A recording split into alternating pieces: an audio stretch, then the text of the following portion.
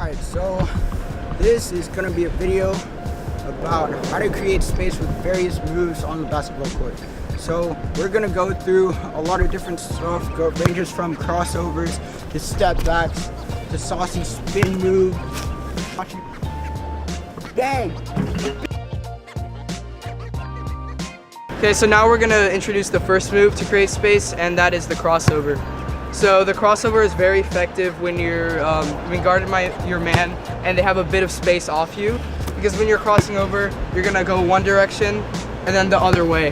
So for the crossover, what you want to do is get it to your dominant hand. In this case, it's my right hand, or left, it depends where you want to drive. But in this case, I'm going to have my right.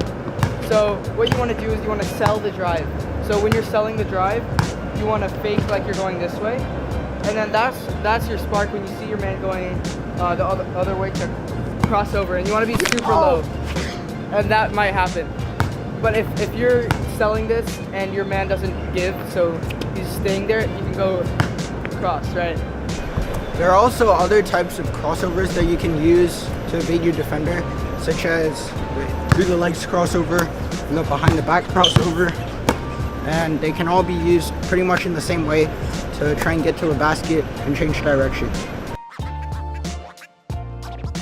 Alright, so what a step back is basically when you're driving one way and then you step out, then you take another step back and you keep your defender moving away from you so that you have an open shot.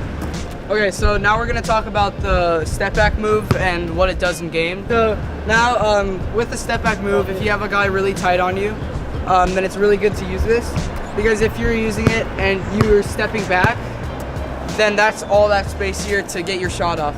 Whereas if you didn't do the step back and you're pulling in your face, it's completely contested. So with this, you might have to put in a bit of a fadeaway. That's what some players do. So if they do step back and then fade away, but if your man's not really on you, you can just get a normal shot off. So with this move, you can also add variation like the crossover. If they're guarding you tightly, even when you step back, you can also go with a fake. So you go like that and then straight under. The move that Seb just did can also be used in the post. When a big guy catches it in the post, they can take a few dribbles, shake the guy, and then create space with the step back and shoot it. The move I just did can also be used to create space closer to the basket to try and get a layup. If you use that move enough on a defender, they're always going to start to jump on your step back fadeaway in the post, and then you up fake them and they jump past you and you can go in for a layup. Okay, so the next move is the Euro step, and what the Euro step is mostly for layups. You can also use it for floaters, but it's basically using misdirection to get your player lost on a layup. So what you want to do is, with your dominant foot or whatever side you're going, you go right, left, and then you're faking the defender.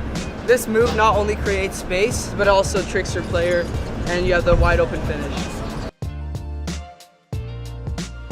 So basically what a hezi is it's a dribble and a hesitation to make your defender think you're going to drive to the basket, but then you take a moment and pause, and then you can hezi and go into a shot and stay open and get space between you and your defender, or you can make them stand up a little bit so that you have an open drive.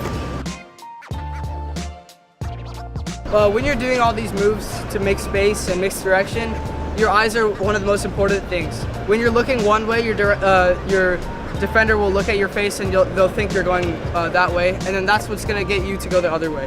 So misdirection is really important in getting space. Alright, so those are all different moves that you can use in games, hopefully, to make space.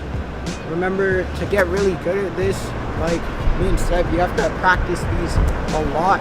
So basically all I'm trying to say is you can get buckets if you use these moves in games and you use them well.